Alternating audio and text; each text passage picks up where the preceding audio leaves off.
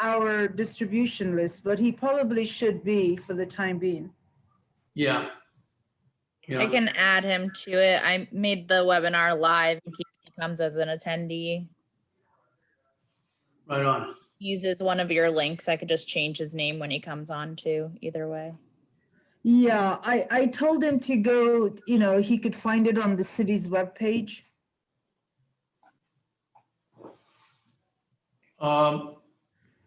So who's on the line, Sabrina, at that phone number, 203-866? It's the minutes taker. Okay, good. I don't think Emerson's on. Yeah. So I spoke with Emerson a couple of days ago. He's starting a new job, and he's not sure if it's going to conflict or not. He's worried that it will, but he hasn't gotten his schedule yet. Hey, Sabrina, Julio is saying that he's having some issues signing on. Should we send him another link? Yeah, just give me a second. Okay, And I'll let him know.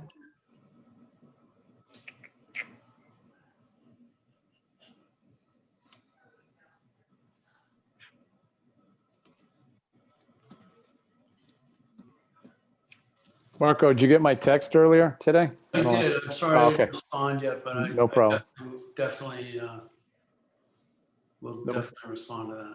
No problem. You chat later. All right. So based on everybody that I've spoken with, and Julio will be coming in a second, Sabrina, if you're good to go, we can get started. yep. Okay. And so we've begun recording. Yep. Okay, great. So we can call the meeting to order. You guys may, as I said, I spoke to Matt O'Callahan, who's not able to make it tonight. He's got a class that's now meeting at this time, and he's concerned about his availability. He said he'd be willing to drop the class unless we can figure out another solution. I don't want him to drop a class, but we're going to talk about that.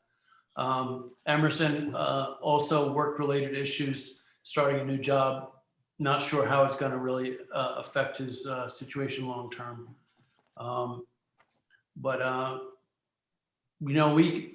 It's up to the group. We can talk about the possibility of going back to the later time period, later time, if that's an option. I don't know, Sabrina, you let us know.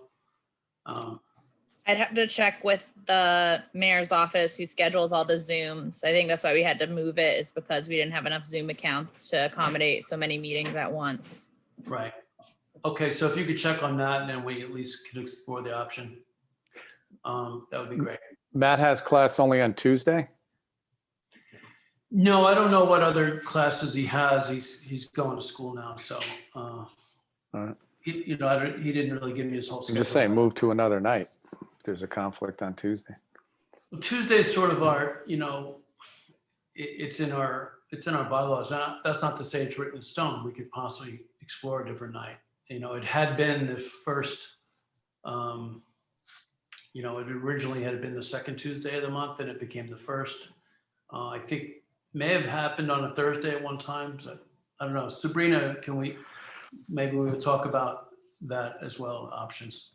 We would have to look at it, especially for the council members that we have to have on, because they have other committees and common council meetings we can't conflict with. Okay, so fair enough. And you guys may notice that Helen Roman's not here tonight. Helen has dropped off of the Arts Commission based on her the other artistic things she has going on. She doesn't feel she has time to give. So now we have the two open seats now that we are working with Sabrina and the mayor to try to fill those seats. So who's the other person that's not on the commission along with Helen? Peter Smith. Peter. Oh, Peter. Okay. Correct. Okay. So we're good. That's something I'll be working on. All right. So let's call the meeting to order. And with a roll call, and if you could just give your name, Mark Allen, chair. Brian Janet Casper, voting Evelyn, member. voting member. Melissa Matuska, voting member. Kadeem Roberts, voting member. Nori Grudin, treasurer, voting member. Brian, once again. Sorry, Brian Casper, voting member. Bob Ebriola, voting member. Thank you very much, guys. Sabrina, do we have anybody on the line as public participation? We don't. Okay, so we can move on to the administration section, which is the to approve the minutes of the January 5th regular meeting. Did anybody have any issues? Yeah. Sorry. I'm sorry? The only thing that I noticed particularly on the minutes was they misspelled Jason's last name. I don't know if that's important. Okay. It's Mulligan. It should be Milligan with an I, not a U. Yep. Yep. I'll Yeah, have I him saw that change it. too. I saw Okay. that too. Other than that, Mark, the minutes look fine to me. But I saw Okay. that typo as well. So we can have that noted for the record. Do we have a motion to approve the minutes with this spelling correction? I'll make that motion, Mark. Thank you, Kadeem. Do I'll we have a second the second motion, on that Brian motion? Casper. Yeah, I'd like to include another spelling correction on Julio's name. It's listed as Prado, but it's Pardo, P-A-R-D-O. Oh, thank you for that. Okay, I'll amend the motion. We have a motion for, with both spelling corrections. I'll make that motion, Mark. Thank you, Kadeem. And do we have a second for And that? I'll second that motion, Brian Casper. Thank you very much, Brian. We have, what ayes do we have for approving the minutes as noted? Bob Ebriola, aye. Mark Allen, aye. Melissa Matuska, aye. Noted, thank Janet you. Evelyn, aye. Nori Grudin, aye. Kadeem Roberts, aye. Excellent. So with myself as aye, we have no abstentions, correct? And no nays?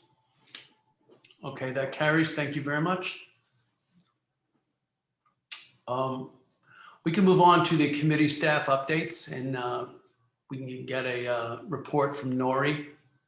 I can give you January's budget. I don't have February's. I last minute asked Maritza, and naturally she's not going to get it to me in like 10 minutes. But what was our January budget? What was left was $13,015.90. Not going into looking at Telesco for January minutes and Michelle's stuff. And I don't know if Sabrina has anything updated. Now we have $12,270.90 left, and that's just because the Telesco bill hit the account. And then Michelle just sent a bill over yesterday, I believe, so that will also come out. So we'll have 11,800 and some change in there. Okay. Bob had a suggestion a couple of weeks ago, and he said, is there a way that we can get sort of a spreadsheet document or something that you could share in the meeting so that we could sort of visualize what's there? Yeah, I can have Maritza start preparing a sheet that we can just attach to the agenda so everybody has it. I think that would be very helpful. Bob, did you have any other? Yeah, no, it should, yeah, definitely like a 12-month view. January should be a 1 + 11 and then 2 + 10 and so on. So we can see how we're tracking for that month against the annual forecast. I think that's important for us to see that. And it doesn't have to be overly complicated, but just, I think a visual is going to be helpful. Would she be able to do like, instead of giving, what do we get, like 8 sheets? Yeah, I'm just gonna have her put it all on one, like what's an expenditure and what's not and what's left kind of thing. Okay. That'd 'cause- be helpful. And Sabrina, does that actually go July to June, right? Yep. As far as the fiscal year? And the rollovers happen in November, December? Yeah, well, the rollover has hit the accounts, which is why we have money. But yes, around that time. Okay. Okay, yeah, I think that would be very helpful. And Nori, if you could organize, I'm sorry? I was gonna say, I can forward January's, what I get from Maritza to everybody, if that would be helpful. Mm-hmm. And what she Yeah. does is she puts it on a spreadsheet, but it's each category of where the money's allocated. And then what I do is like, I had her do it differently for me because I don't like the ledger way that she does it. So I have a different one as well that I can have her update. okay, do you want to send that one instead? That's easier to read? Yeah, I'll just have her do it tomorrow. Okay, I'll get it. all right. So I won't forward mine because it's like 8 different sheets, and each category, there's a category depending on where the money's coming from. So if Right, it's like, that's yeah, for so- more like the budget piles, Yeah. and categories. Yeah. So Nori, if you could organize a budget committee meeting, that would be Okay. very helpful. And, when is better for you and Bob, work-wise? Is it evening better? Like what day of the week? Or we could do this offline. I'll email yeah, you we could guys. do it offline. Yeah. I think, I can't speak for Bob, for myself, evening is probably better, Yeah, but any, we Okay. can talk about it offline for sure. All right. another night at this time is fine. Okay. Yeah, I think let's try to get that done in the next week or so. Okay. Because I think projecting ahead planning, I think that's the first step. I think we're a little behind in that. Yes. All right, thank you very much. You're welcome. For the communications committee update, I spoke to Michelle today. I don't have any specific news about the social media other than there have been regular posts and she's been doing, a fantastic job, I'd say. I would like to start doing some more increasing the outreach through boosting, and that really can't do that until we get the sort of the budget report to really enables that. So we haven't taken any more steps with that. I do also want to say that I think when we get to the MLK project and we get into the community outreach part, I definitely want to get some involvement between communications and the infrastructure to work together. So for that community outreach portion. So that's something I would like to see involve social media as well. So we definitely something to talk about when we get down, not to put the cart before the horse, but when we get there, I think that would be a good time to involve the communications committee. That's all I have for communications. Anybody else have anything to add to that? Mark, Art Speak would go under infrastructure. What would that fall under?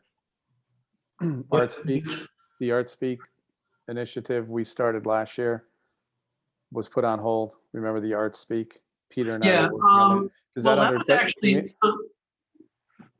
I would have thought that would have been under infrastructure to begin with, but it was started under communications.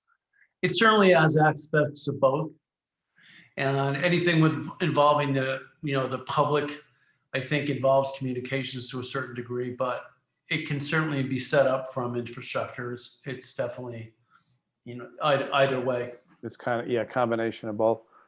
I do want to start looking at that for the next 3 months, maybe get a project plan in place and an idea of what we want to do in 2021, because we can easily do virtual, right? We don't have to do any live events. So I think people are home. We could probably run a successful virtual Art Speak. Yeah, I think it's a panel discussion, and Zoom certainly lends itself to that. Yeah, and we can do it right there at the factory underground. Absolutely. Not a problem at all. Yeah. So why don't we move on from communications and get into the infrastructure? And the biggest piece, number one on the list, is the MLK update. So why don't we move ahead with that and kick it over to Janet? Julio, do you want me to let you share your screen to show the PowerPoint, or do you want me to pull it up? Whatever you prefer. I think since you guys will be presenting it, makes sense for you to be able to. You should be able to now if you couldn't before. Okay. Go ahead, Janet. Yeah, so hello again, everyone. We worked on, Sabrina had approached Julio and myself and Mark, of course, with regards to the mayor wanting to get somewhat of a bird's eye view on the project and what we were thinking, and just sort of to kind of for him to just again get a bird's eye view on what we were doing. So which Sabrina, I know, planned on presenting to him yesterday. I don't know if that happened or not, but out of that, Julio basically put together a very well organized proposal that we submitted to Sabrina, which included the locations, all of them, which we had reviewed before from Julio's presentation, along with an overview of the timeline and an overview of how the budget would be expended across this projects and the various elements of that. So I know that Sabrina was presenting that to the mayor's office. I'm thinking that maybe Julio might want to share that with the group, and then maybe Sabrina can then tell us, give us any feedback from the mayor. And I can just briefly say what the mayor said. So the mayor is in agreement with the first 3 locations.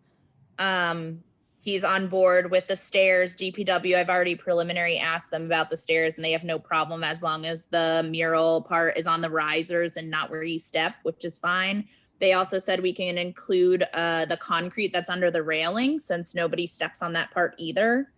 Can you show those pictures? Yeah. Got it. So that was the first one, prioritized location for us. Yeah, there. So you can see in the second photo, kind of the concrete in the middle and on the sides. We can paint those as well, as long as we're not painting on the actual place where people step. They said they're fine with that. And then can anything go on where the spot where people step though, like a color, a tread or something, so it's just not, because I think if you scroll back up, there's graffiti on one of the treads. we can clean the graffiti off, but they are concerned with having to be slip resistant and what happens when you heat the stairs, because they're heated. Okay. So they had a lot of concerns with that. Not saying it's impossible, but it's going to take some convincing for them to say yes on that front. Okay. I mean, we use the court paint for the basketball court, and that's got a grit to it, and obviously it's made for sports. But I think the main concern was the heating element. Right. Or they're not sure like how. Well, they obviously know how hot it gets because it melts ice, but I don't know like how that would interact with the paint or the grit in the paint or anything like that. I have no clue. Right. I doubt it's any hotter than like a sunlight would hit it, to be honest. Right. That big of a deal, but I think it would warrant a larger conversation with them for sure. Right. And certainly some research. Yeah. And then the second location, I know we said for the schools, we would have to go to Board of Ed, but the mayor said we would have to just go to facilities, because technically the city facilities manager is the one who manages the actual buildings of the schools. So that would have to go through that kind of committee, through the Common Council as well, and through Alan Lowe. And then the last one, that final wall, DPW is still looking. We maintain the wall, but the property owner also has some rights over the wall as well. So we have to just check on it with DPW again. Is that a retaining wall for that property? It's the retaining wall for the property, but we like clean up graffiti that's on it and stuff like that, even though it's a private wall. And usually when things happen to a wall like that, like say it was cracking or was in risk of falling, we would fix it because of where it's located, since it would be in the street right of way if it were to fall. So it's requiring a little bit of research for that, but again, not saying it's not possible. I think it's going to be possible. It's just a little bit more research on my end. And then they liked the ideas of under the railroad bridges and stuff, but they agreed, you know, it would take a little bit more time for us to do those projects, but they were also interested if the retaining wall doesn't work out. I know the side of the parking garage is in the next slide, and the parking authority owns that facility. So we would be able to do that without getting like external approvals. Oh, so that wall on the left is Yep. fair game? Yep. Where is that again? What parking garage is that? That's the Sono train station parking lot, Oh, The- okay, I know where that is. I know where that is. the up ramps. Yep. So So we would be Sabrina, able to do as far as anything. the school, sorry, as far as the school goes, is it worth like having that conversation with their committee and the facilities people to approve? So my goal from this meeting is for you guys to be on board with the location and the budget so that I can take this to the committees so that I can get approval and we can actually start doing work. I know they're gonna wanna see it again when we have kind of a mock-up of what it's gonna look like before it actually gets installed as well. And that goes for the mayor's office, obviously, as well. So I'll probably go back 2 times. Or the alternative is that I talked to Alan and I talked to the parking authority, I talked to DPW, and just preliminarily so that they're not, you know, slapped in the face with, oh my God, an art project is happening. I had no idea. And then go to the committees once we have the mock-up of what it's gonna look like, because I know they're gonna want to see that as well. So that's kind of where we're going with it. So once Julio has done kind of the next step, I would then shepherd it through the facilities committee and DPW, the Public Works Committee. Were there any locations that the mayor was like, no, absolutely not? No, I think we prioritized them in a way that he was on board with. He didn't dislike any of the locations. It was just he prioritized them almost the same as we did as well. So he was like, the train bridge one is last, not the train bridge, the like backside of the buildings that face the train tracks. He was like, I just want to make sure that folks are getting, like, we're getting the biggest views. So like Bang for our buck, yeah. yeah. He's like, I want people to be able to see it and enjoy it. I don't want it like hidden away for, you know, passerbys, like, you know.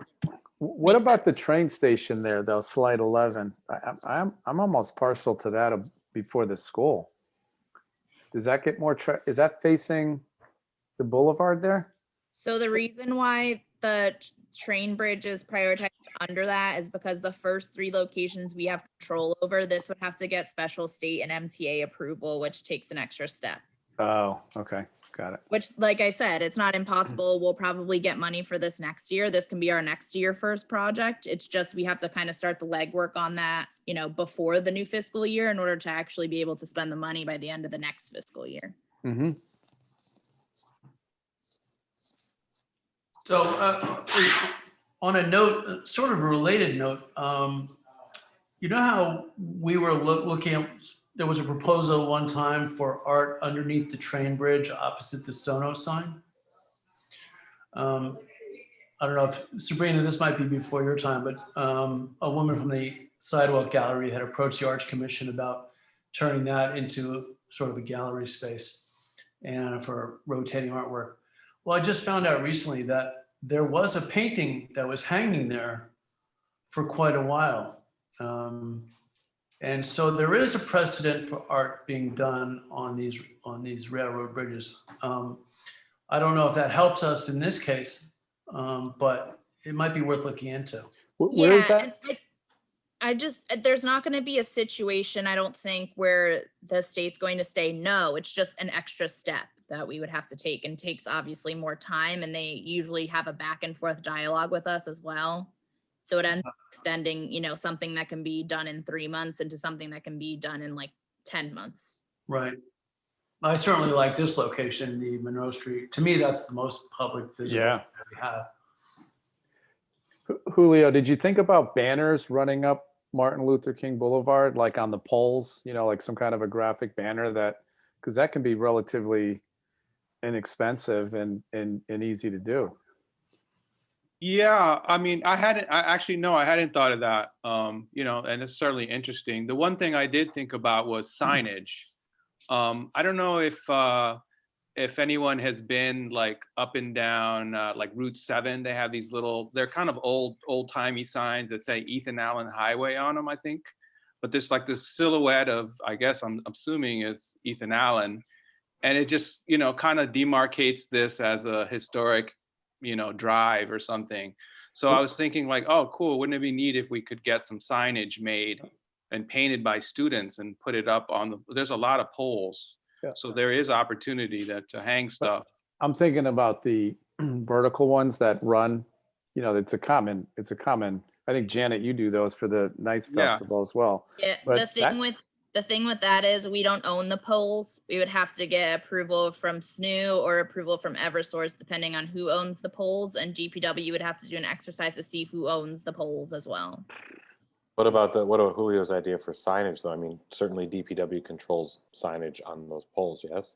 Yes, but for signage, it has to also go through the traffic authority, depending on the location. So much red tape. Yeah. I I love What that the idea, Julio. freak? That's such an interesting, unexpected. It really hinders me from doing cool stuff for my job as well. So as you can see, my pain that I live with as well.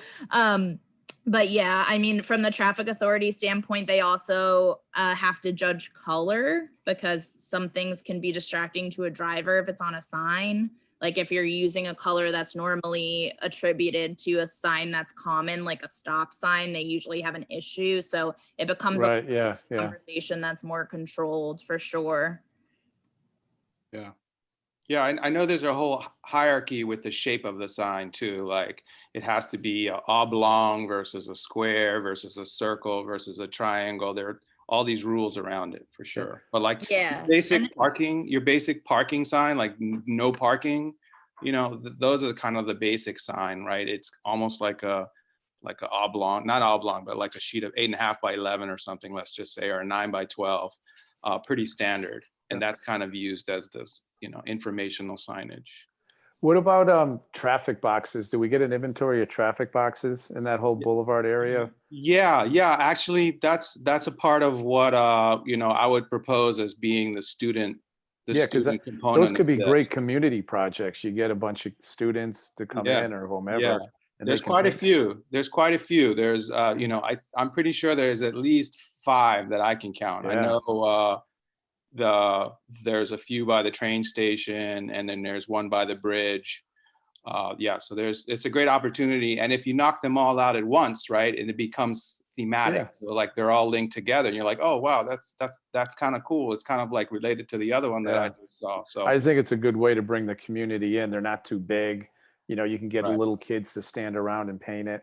Right. Obviously, you have to have it's some definitely- supervision, art supervision, but I think it'd be a great project. Yeah. And Absolutely. inexpensive. Like, it won't cost that much. Exactly.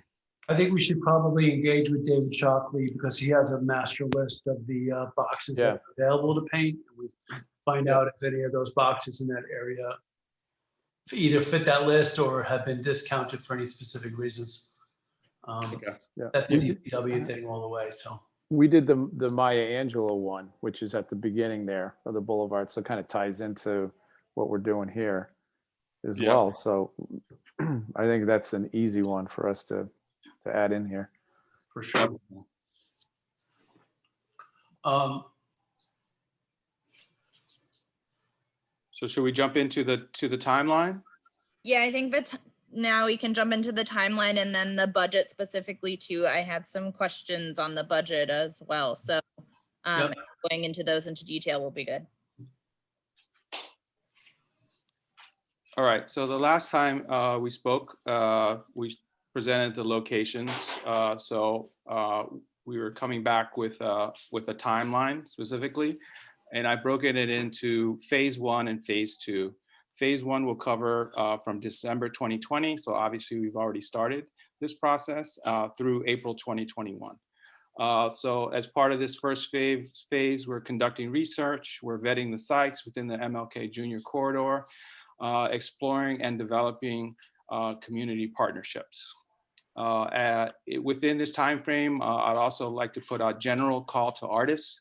And this call to artists would be a resume with portfolio samples, so that if you want to be considered, definitely send your information in, and that's kind of how we're gonna vet, or we're gonna. Messaging on my phone. How are you going to do the call, Julio? What's the communication method for that? I would assume through the Norwalk Arts Commission, through social media, through Facebook. Okay. We would also have to work with the purchasing department since it's city money. So they have also other avenues where they post stuff like that. Okay. So that's an additional source. Right, and we would also want to ensure that the call, specifically targets a certain potential artist group, again, given the project, the theme around the project, and we certainly want to make sure that it includes, those artists that are within that community as well. Mm-hmm. Yeah, Julio, I would make sure that you really blow out the call to artists, like the details around it, because if an artist doesn't get selected, they may challenge them, kind of like the selection process. So just making sure that the criteria for how you're selecting the artist is really clear, so you can defend your decisions on how you selected the artist. Right.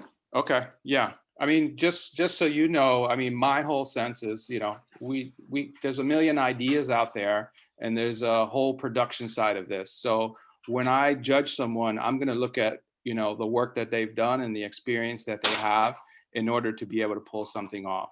So yeah, so that you just basically verbalized one of your criterias, right? So okay. Yeah, that's important. Yeah. Like you need to, because if a supply, an artist doesn't get selected, you want to be able to defend your choices. Right. So I feel like if you're really clear up front, and then you can defend why you selected who you did. Yeah. And that's why I think it's important also is to not solicit ideas at this stage. I think it's important to say, we've made a selection, and from the selection, we'll ask for formal proposals from these artists, and we'll, put the list out, obviously, but just so that people, number one, don't feel like, oh, I gave them a bunch of ideas, and, I don't know why I didn't get picked. So I really want more than anything, it's the credentials as a creative, as an artist, being able to pull this off. I think that's really smart to solicit resumes and not the ideas. I know that like in the music business, people send unsolicited ideas, and it's legally problematic, because then if your idea that you end up choosing looks like anything like that, what that artist sent, and you didn't use that artist, it's very problematic. And it's hard to unsee an idea. The only other thought, and Janet, you'll probably resonate with this, is making sure we absolutely can get artists from the area, and especially specifically in that area if we can. I don't know who might be or not following like our social media or following, because I could tell you I'm an active artist in Norwalk, and there's so many things I miss out on. I'm like, wait a minute, when was that project? I never even heard about it. So there's, we just have to be very thoughtful on how we communicate this out to make sure that, the community is aware that this project's going on. And if we have a great artist in the area, they get the opportunity to be selected. Yeah, that's why the boosting is important, because we need to reach outside of the limited people who see our organic posts, be able to reach deeper into the community. I mean, I don't even know if it's just even posting kind of like, I don't want to say billboards, but just something like in the area, so they understand that this project is going on, and they can submit their their credentials to Julio. Right. This is Melissa, and I feel like this is something the communication group can take on as far as ways that we can maximize publicity for it. And we can also send in, or can't we also have Josh do a press release as far as a call for action? And then lastly, we have the email list of all the friends, and I feel like we should also email that list as well. I agree with you 100%, Melissa. I agree. This is what I was saying earlier, I think, to the communications committee. And let's go out through all the avenues. Let's not have anybody ever say that, oh, you guys didn't really try to reach out wide enough. Yeah. But Julio, if you could direct us on, I mean, I think having that sort of, that statement of the non-discrimination statement, I think is important. You know, I think that's really important to state.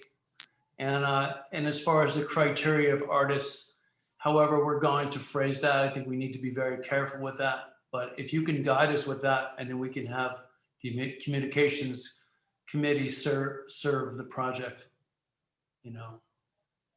Yeah, definitely. I mean, I know, you know, I think it's Fairfield Cultural Alliance. Yeah. Cultural Alliance of Fairfield County. Cultural Alliance of Fairfield, you know, they have a newsletter and they do a good job of like being connected within the community. Yeah. We have a lot of strong ties to the Bridgeport art community, which is very vibrant, has a lot of amazing artists. So yeah, I'm down to get it out as much as possible. I think, you know, one thing is also is, you know, I'm all for giving kids in the community, or, you know, giving people in the community opportunity. And that's kind of where I see the student art project kind of happening, where hopefully we can inspire somebody or give someone, like, you know, the opportunity to create something that they can see in their neighborhood. So that's where I kind of see that local component, where, you know, a high school kid, you know, gets together and, hey, you know, this is my traffic graphic box, you know, that I helped create. You know, that's where I'd like to kind of, you know, focus on impacting the community. And obviously, you know, we have a very strong community of artists in Norwalk, but I would like to cast the net wider than that. So when you say cast the net wider, so potentially non-Norwalk artists? Yeah, absolutely. Absolutely. Yeah. I mean, like I said, like, you know, Bridgeport, look at Bridgeport. They have a very strong arts community. You know, you look in Stanford, you look even, you know, into New York City, you know, there's artists in Brooklyn that just are doing amazing stuff. And, you know, I think it raises the level of the art as well, so that, you know, people are kind of see Norwalk as a destination for art as well. So, you know, that's just, you know, obviously we're going to go and look in the community and we're going to do our due diligence. But I wouldn't want to limit myself to, you know, saying that we're only going to look in Norwalk. I agree with Julio on that. What are your thoughts on that, Brian? Because my visceral reaction is, let's focus on Norwalk artists. I mean, we're going to be focusing on Norwalk just because of all the channels we just described. But I think if you have, you know, a well-known artist who coming from wherever that wants to pitch a proposal for this, I mean, are we really going to say no to someone, like Julio said, speaking to us as a destination that people are going to want to go? I mean, if there's, I hate Banksy, but if there's if Banksy you know, proposes a mural, are we going to say no? Yeah, like, of yeah, course we're gonna have cause come in. Right, exactly. Look, Yeah, I mean, that's a great example too. Is like, yeah. and I don't think we're going to quite reach that level, but you never know too. I mean, there are artists. I mean, Stephen Powers is a good one based in Brooklyn who does a lot of things like this, and he does them where he even takes the money and donates it back to the community. I mean, and then you're on the map. I mean, I don't think there's anything wrong with trying to reach out. At the very least, you know, Fairfield County, you know, even to New York City, New Jersey, and things like that, and just to, why not cast the net and just see what you get back? I mean, we can always trim it back later, but I think it really showcases Norwalk as a place for art making if you have, you know, kind of a big name. And I don't think we should give precedence to those people, but I think why not try? I think Brian is spot on, right? We should cast the net, but it has to my opinion, it has to be a compelling reason to pick an artist outside of Norwalk, right? Because Bridgeport, you know, I know there's great artists down there, Julio, but we have equally as many here in Norwalk. So if it's like for like Bridgeport versus Norwalk or Stanford, I'd vote for Norwalk artists. But if we can get a named artist in here, yeah, we should welcome that with open arms. So I feel like cast the net and let's see what we get, and then we can make those decisions at that point. Yeah, and ultimately, I think have it based on merit anyway. I mean, I agree. We shouldn't just do it because we want, someone who has a name in here. But if it really is going to further the artistic community in Norwalk and shine a spotlight on it, I'm all for it. Yeah. I certainly agree that we should consider inputs and artistic creativity, far and wide. But as well, we should, I think this is I'm going to use the word homegrown project. And again, I think it's really important that we exhaust all of our efforts in terms of really, given the Norwalk artists the opportunity, and particularly the artists, again, that really understands that community and really want to do something to speak about what that community means and reflect to them.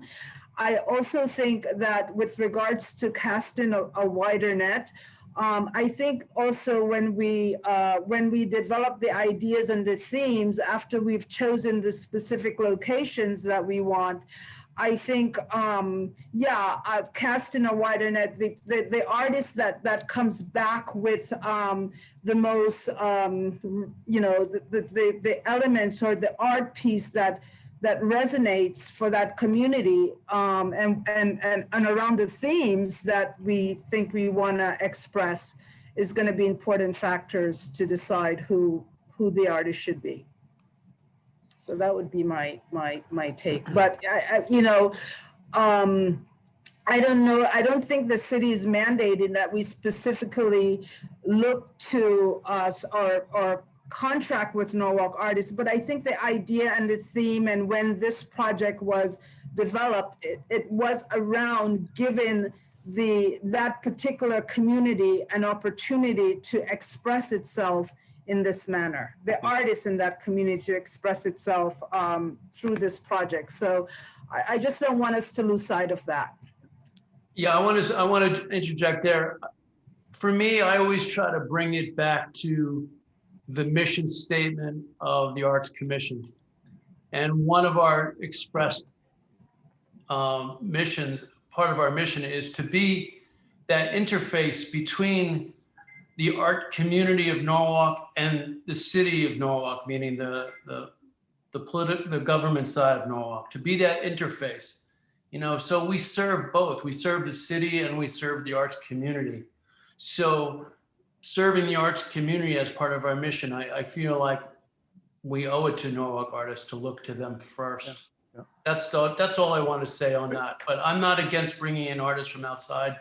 I think anything that elevates Norwalk as a city of the arts, of course, is something that I want as well. Yeah, elevating the art would be a way to do that. Giving Norwalk artists, I think, the first opportunity.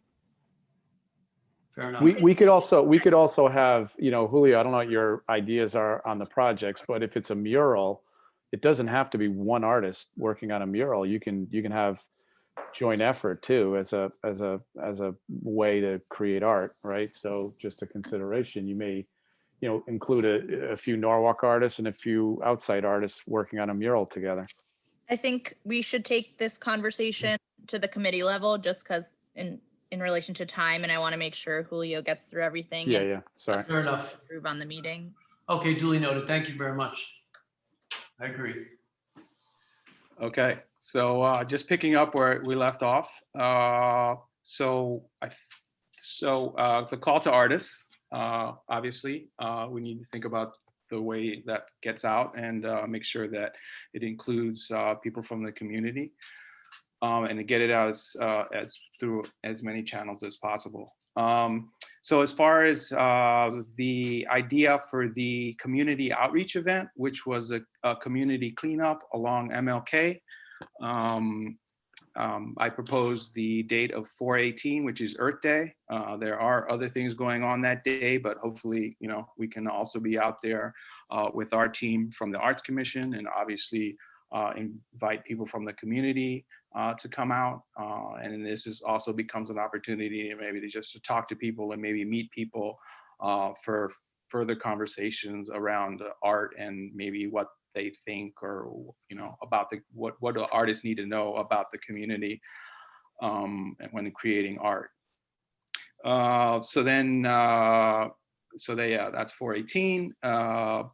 What I'm calling Pop Arts Lab, which is a student artist project. And again, that would be bringing students together, preferably I think high school age students, because I feel like maybe they have the most skills and can certainly maybe team together and work together as a team, like you suggested, Bob. Maybe working on a mural together with an artist guiding them, I think would be a great project. Again, so we would hope to identify and conduct interviews with local leaders and residents. We would, within this time frame, phase 1, finalize our site selections, vet the site selections, make sure that they are viable and everyone's good with it, getting approvals.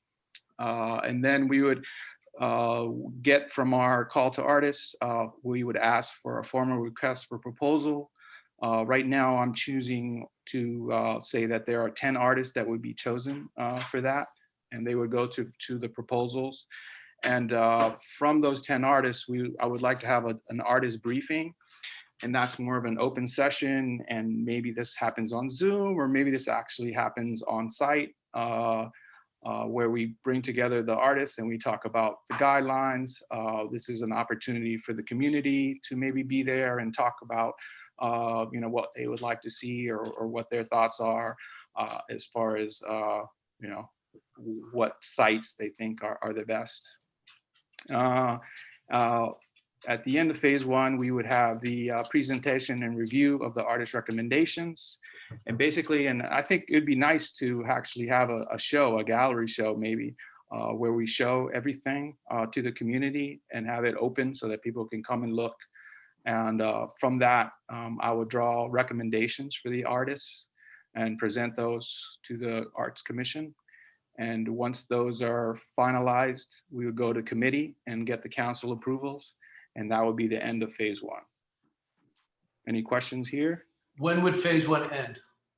Phase 1, I'm calling April 2021. Okay.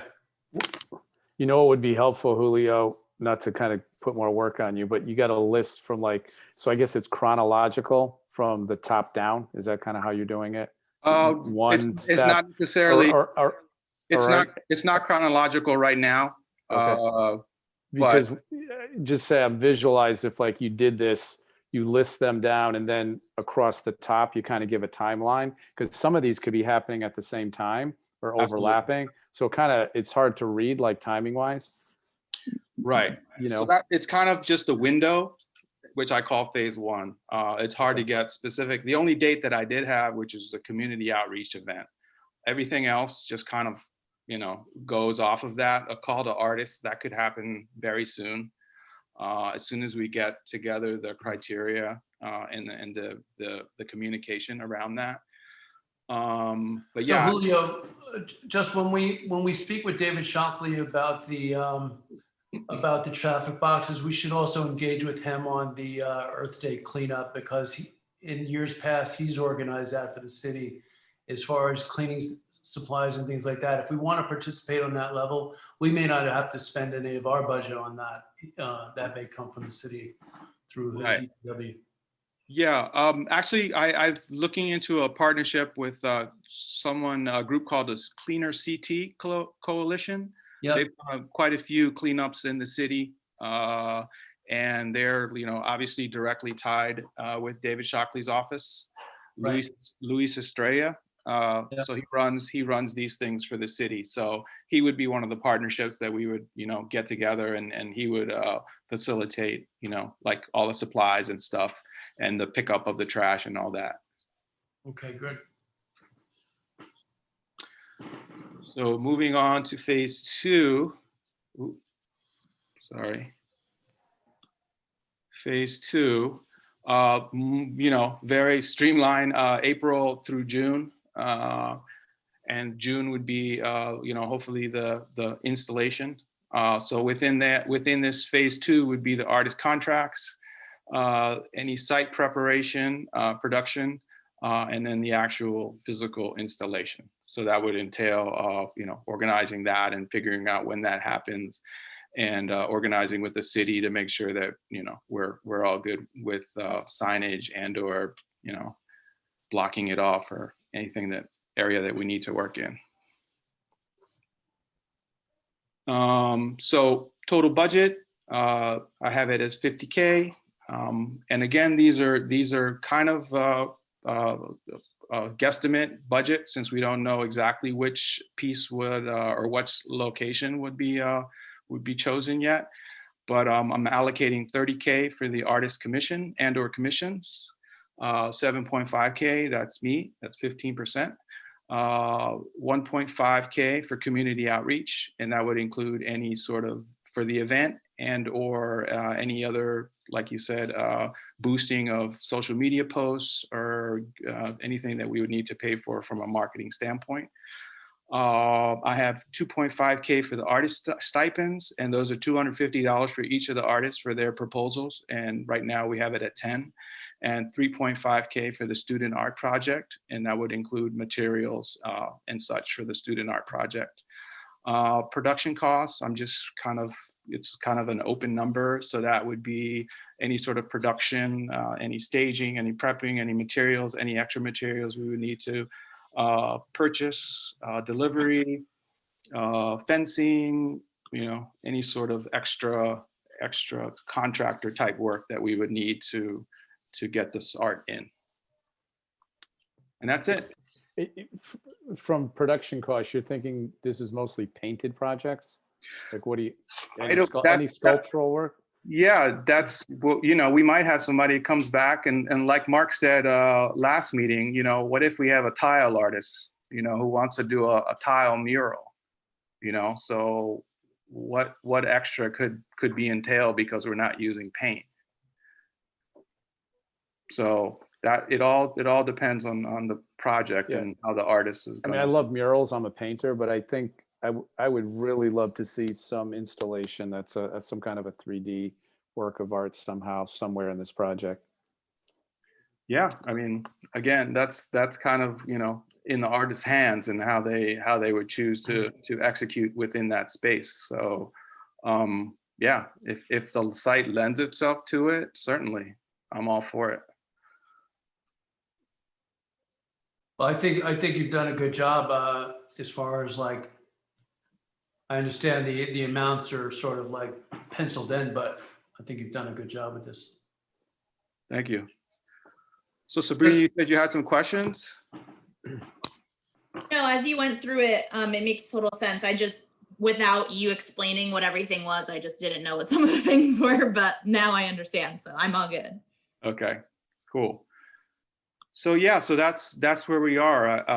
I guess next steps for me would be, to start writing this call for artists, start organizing the community outreach part of it, and then yeah, just start putting the pieces together. So Julio, since we last spoke, I joined the advisory board for the new Norwalk Arts Place. Are you familiar with that? Yes, I heard about it. Yes. Yeah, so it's kind of a cool thing in that it's going to involve a lot of student artists. And it's an interesting program because what it's going to do is they're going to be essentially bartering artist studio space for free art lessons for underserved community. So that's going to bring in a lot of a lot of the students that we want to reach, and potentially some of the artists as well. So we'll just keep that in mind as far as for community outreach. We might be able to collaborate. Yeah, I know Duvion is heading that up. So, for sure, I think they're a great partner. I think Mad Lab had a great exhibit with a student artist recently where they went on social media and they asked for student artists to submit their work, and then they put on a gallery show for them. So, you know, I think they're doing some cool stuff with kids as well. So, For sure. for And we sure. have Carver Foundation. So Carver community is our community as well. And a lot of the students in South Norwalk are Carver kids. And that's a really good partner for us with community outreach. For sure. Julio, I just want to say thank you. This is very descriptive and very well thought. Definitely amazing. And to be honest, just everything that you said, you're bringing out the innovators. So I think this is amazing. If we're going out to search for everybody in this project and to take the top elite people, you know, even if they're from our city or outskirts of the city, I think this is going to be a wonderful project. So thank you for the work that you've done for this. Yeah, thank you. Appreciate it. You know, that's the vision, right? Is like you wanna make a difference for some of these kids growing up, you know, and hopefully inspire them with a piece of art like they're going to school every day. So you know, that's the vision for sure. So Sabrina, is there anything we have to move on as far as this, or is this just an update, right? We're not ready to vote on it. No, it is moving the package right now, like what we have thus far, so that Julio has authorization to kind of take next steps essentially. Right on. So do we vote to move this on in its present state? Yep. Okay. Well, in that case, can I ask, do we have a motion to? This is Melissa. I'd like to motion that we do move this forward. Thank you, Melissa. I'll second that, Mark. Bob Ebriola, I'll second that motion. Excellent. So I'd like to vote aye on this. I think that Julio's done a great job, and I feel very comfortable with his work, and I'm ready to move forward. Brian Casper, aye. Well done, Julio. Thank you. Janet Evelyn, aye. Melissa Matuska, aye. Kadeem Roberts, aye. Nori Grudin, aye. Bob Ebriola, aye. So I believe that's everybody in attendance, and just for the record, we have any abstentions? And no nays? So great. Congratulations, Julio. Thank you. Just for the minutes taker on the line, this was actually item 6 under new business, letter B. So we just kind of went out of order a little bit, but that's okay. Just so we have that officially. And then the next thing, Mark, is under new business is the bylaws. And I don't know if to table that until Emerson's here, or if one of you've been involved enough to be able to talk to it. I'm not sure how you want to do that. Well, do we have enough? Oh, well, we do have enough to pass it through. Yep. So I don't know if anybody has had a chance to read the bylaws. You know, that's something that we wanted to do early on when we started working with Sabrina. The only thing that's changed is that we took out the definitions of the different committees. We didn't include that, right, Sabrina? You did include that in, that moved from the arts policy bylaws. So it's better that it's in this because it's more your directing document, so that it's officially there, kind of what the committees are, what they're for, so that it's in a document that's binding, not in a document that's not. So. Right. That's correct. We took it out of that's right. Thanks for correcting me. We took it out of the public art policy and moved it over to this for the bylaws. Did anybody else have a, Sabrina, are you advising not to move on it at this time? No, we can move on it if all of you are okay with it. Totally fine. Has anybody else had a, it was in the package that went out, so. right. Has everybody had a chance to review it? Did anybody have any questions about it?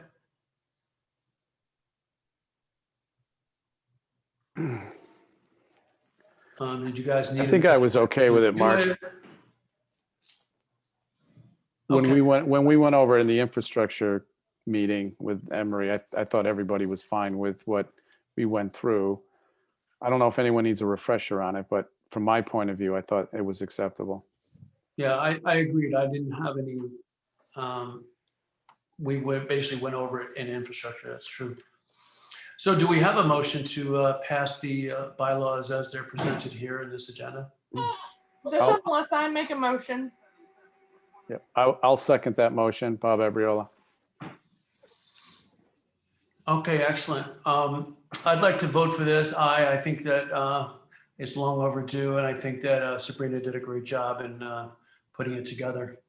And I think I was really happy to see the definitions of our committees move into the bylaws so that they are official record. I think she did a great job. Thank you very much. I vote aye. Don't thank me, thank Emerson. He did all the work. All right, well, thank Emerson. Brian Casper, aye. Melissa Matuska, aye. Janet Evelyn, I. Kadeem Roberts, aye. Nori Grudin, aye. Very good. Do we have? Bob I'm sorry, how Abriola, many? aye.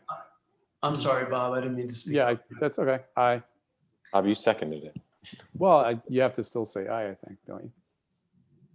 Right, so that is, that's 6 votes aye. Or 6, yes. So do we have any abstentions? And no negatives, correct? Okay, so the bylaw is carried. Thank you so much. Thank God. Oof. Yeah. It is long overdue. I'm glad to get that into the record. Mark, before we end, I wanted to bring up Tony Mobilia, the traffic box, the status on that thing. Because Yeah. I haven't gotten back to Dorothy on that, and I wasn't sure where that sits. Fair enough. So nothing has really changed since I last spoke to you offline. So the box is safe. Both boxes, not only Tony's box, but the box that Duvion did in the past. Both boxes are safe. They're both at DBW. There's no time pressure for us to decide what to do with them. But Sabrina and I were talking that, we don't really want to go through placing them in a place temporarily, incurring any cost to install them someplace only to have to move them, if it's only in a temporary spot. So that said, if you want to pursue installing it on SPAG grounds, that's certainly, that's an option.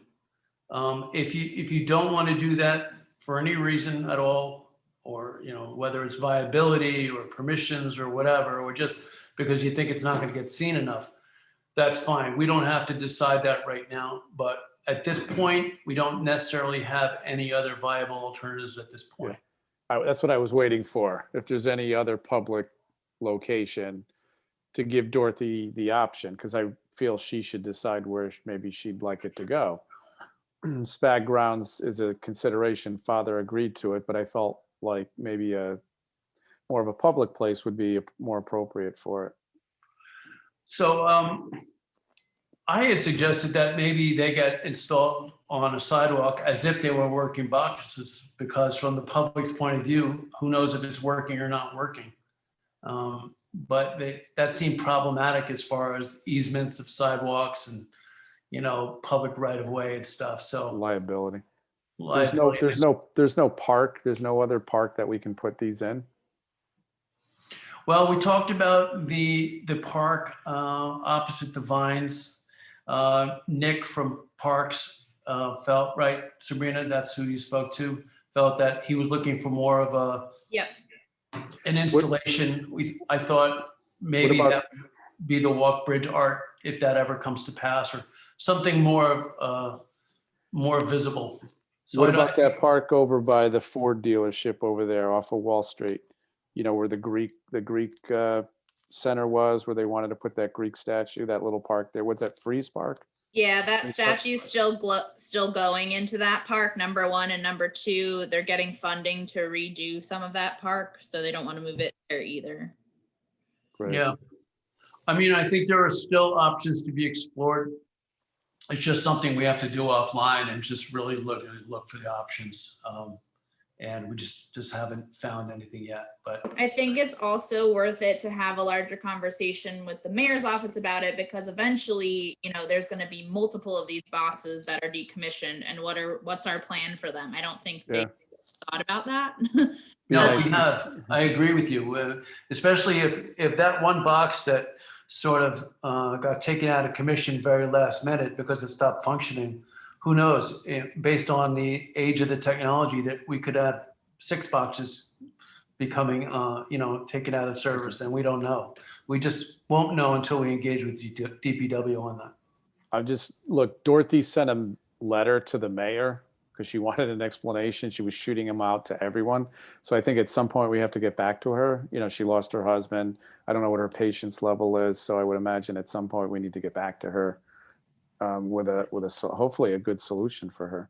So this is the box that Tony Mobilia designed, and yeah, so he designed it and Spag painted it. So he had 4 or 5 volunteers of Spag, but he was the person within Spag that really drove the traffic boxes for Spag, and he designed 3 of them. So this is one of the 3 that Tony had designed. We just completed one in front of the Wall Street Theater that's there. It's a musical one. And then there's one on France Street, the Battle of the Rocks. So those 2 are there. Yeah, what about the Stuffolino Bridge or somewhere around there, like Liberty Park? Because didn't he served as harbor master for the city of Norwalk for a very long time? Sure, so maybe something, maybe in that area? I mean, I love that idea. I don't know, Sabrina, Mark, are those locations we can consider? There's Constitution Park is right along the water there. That small little park with the pink boxes. Yeah. Right. That could be an option we can ask. Dorothy would probably love that too. Yeah.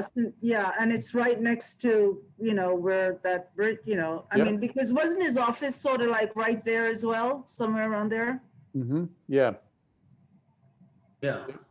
I think coming up with a location, like Mark said, because as these things get decommissioned, we're going to have more and more and more of them. Coming up with a location where we can continually install them along a walkway, and they become more like a presentation of them and less like just this random electrical box in the middle of a park. It's more obvious that they're a piece of artwork and an installation. I think exploring or finding a location like that where we have a long stretch where we can just keep plunking them down as needed is one of the best solutions. I agree. Something that turns into anywhere over where Veterans Park is. Yeah, it's its own little art park. What about Veterans over there? That park there, it's a massive park. Like anywhere within there. Well, I'll tell you what, where Veterans Park is lately, as I pass by, it's becoming more and more. It needs to be cleaned up desperately. There's a lot of space over there that needs to be cleaned up, and just it looks so dreary over there. I hate to use that word, but I think that I don't know if they want it in Veterans Park from a veterans standpoint, but heritage wall or whatever you would call it. But I think we should talk to Nick about that and find out what options he has for us. I think that's a Parks Department sort of call, but I think we can reach out to Nick and see what options he has. Sabrina, what do you think about that? I would agree. I think it just warrants a larger conversation about kind of what happens down the line with all of these. So we can definitely still ask about the Constitution Park one, because this one's kind of unique. Maybe we want it in its own kind of location. So we can talk offline about that, but I think there's a necessity there to ask kind of what are we going to do after, a box gets decommissioned down the road, because there's going to be, eventually they're all going to be replaced. So right, exactly. It just warrants a conversation and a plan going forward, and not only just the traffic boxes, but other art stuff that we do, like down the line. Like, what's our plan? Do we keep it somewhere? Do we need a storage unit? Like, what does that look like? So we need to figure that out. Right. Yeah. Like Duvion, I told him that he was welcome to his box back. He was so happy to know that it was saved and being cared for, but had did not even raise the possibility of taking it back. They're heavy, they're big, they Put it required. in your put it in your front yard. Like, what are you gonna do? It would be great if we had an art park that we can decommission these and they're all displayed. I mean, that would be the way to go. Yeah, for sure. All right, TBD. Right, you are. And that's it, Mark. Yeah, did anybody else have anything else before we motion to adjourn? All righty then there. So do we have a motion to adjourn this meeting? I'll motion to adjourn, Brian Casper. Do we have a second to adjourn? Nori Grudin, aye. Anybody vote to stay on Zoom indefinitely? No. Okay, so aye for adjournment. Aye. Aye. I. Aye. Thank you very much. The ayes carry. And no abstains and no negatives. And thank you guys. And let's follow up, Nori, on the budget. Let's follow up on the communications. Thanks, everybody. Have a good night. Bye, Bye. guys. Thanks, Bye. everybody. Have a great night. Bye.